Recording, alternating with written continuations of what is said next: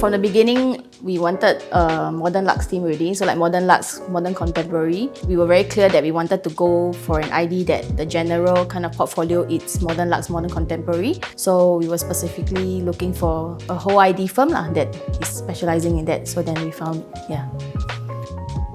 Initially, she wanted darker a bit, but for me, I find I wanted a brighter bit. End up we compromise. Because we have kids, we don't want to... Yeah, a balance of both we find. For iPlan, they don't actually give us like 3D renderings. What they do is they straight away come up with like this tiering thing where, it's kind of like a whole walkthrough of how the actual house will really look like. So it gives us a very like clear idea like, when you walk into the house, how is it exactly going to look like?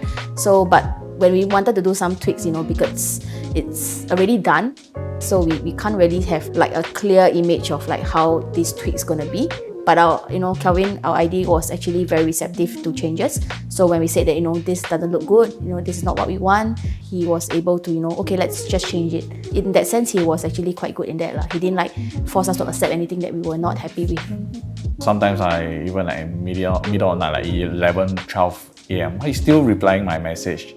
Yeah, so the laminates were all pre-selected. It was whether it's what we are okay with. The flooring, for instance, we selected ourselves.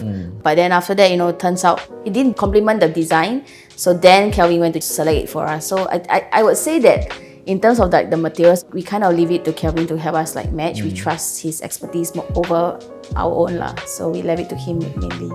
And we are quite happy with how it turned out.